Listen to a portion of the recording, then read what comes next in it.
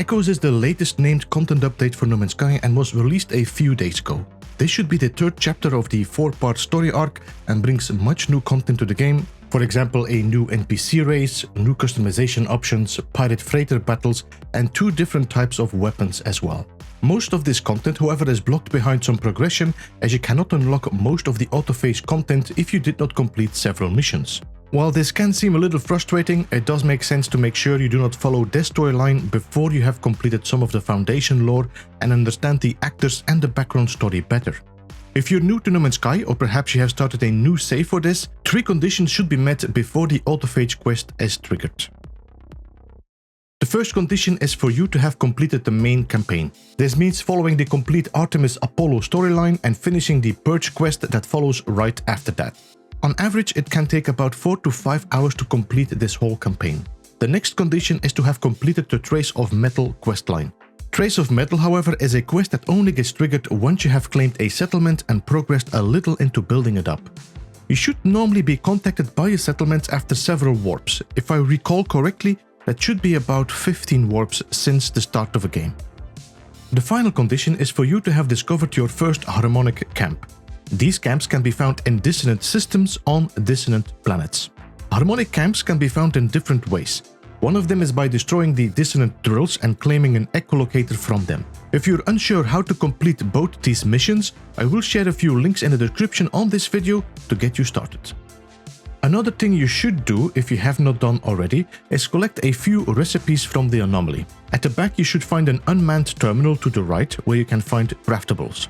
In there you can pick up recipes for nitrogen salt, thermic condensate, enriched carbon, semiconductor, superconductor, lubricant, glass, and living glass.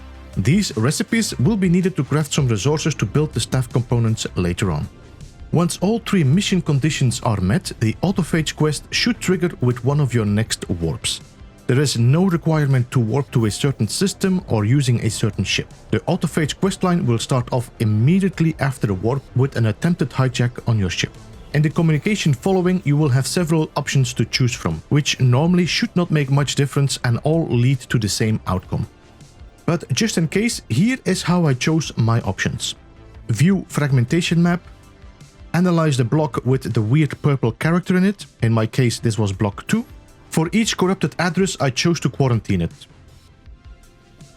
When prompted for the password, choose to enter admin password. This will fail as somebody is already logged in.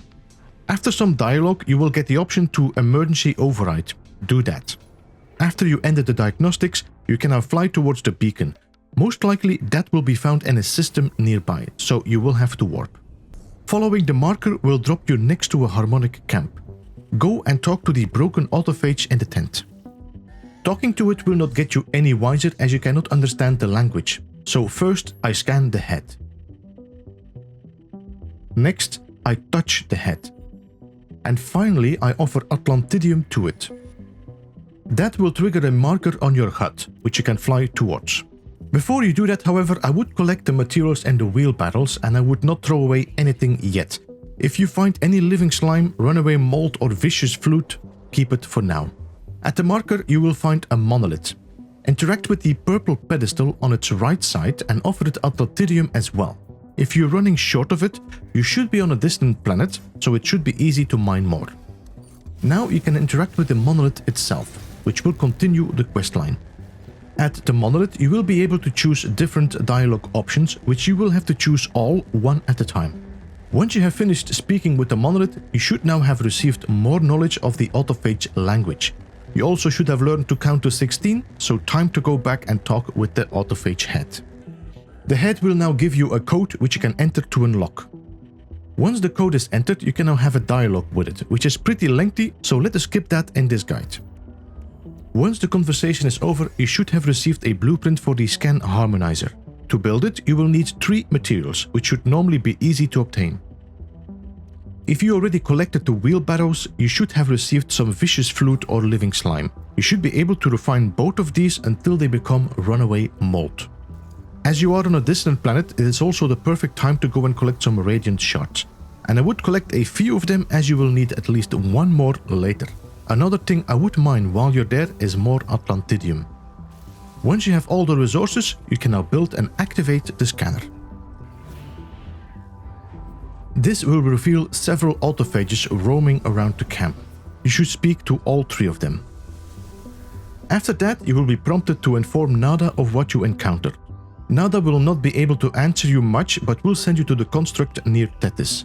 After interacting with the construct, show them the Atlantidium to trigger its memory. After some more dialogue, you should receive another blueprint, which once again you will have to install.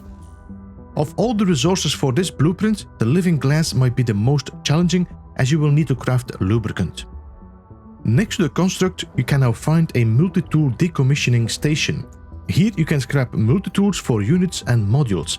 Especially with the new tools, you probably will use it more often. Once you receive the blueprint, you can now have another talk with Nada, which is just more story and information. After that, the quest will split up in 2 paths. As we want to collect the staff and claim it, we will select the mission Audience with Autophage. After that, we want to craft our new blueprint. Now, we do not need to keep both the scanner and the polyphonic core, so we can delete the scanner we got from the autophage and now install the polyphonic core instead. Once the core is installed, you can now charge it with Atlantidium and then use it to scan for an autophage camp. The marker will lead you to a seemingly random location where no one is to be seen. Just stand near the point of interest, in this case a drop pod, and activate your scanner. After the scanning animation, you should now see several autophages wandering around. Talk to the marked autophage to continue the quest. As Atlantidium seems to be holy to them, I have shown this every time as a dialogue option. This autophage will give you a task before it will reward you with the first part of a staff. The first task was pretty straightforward, as I needed to craft 4 hermetic seals for them. Once you turn these in, you will receive the blueprint for a fiberglass grip, part 1 of 3 for your first staff. Building this should not be too complicated, as the materials are pretty basic. Before you head off and continue the quest, you should also talk to the other marked autophage. Once you've done that and finished building the fiberglass grip, you can now travel to another system. Once again, there are no requirements for it. You can travel to any system of your choosing.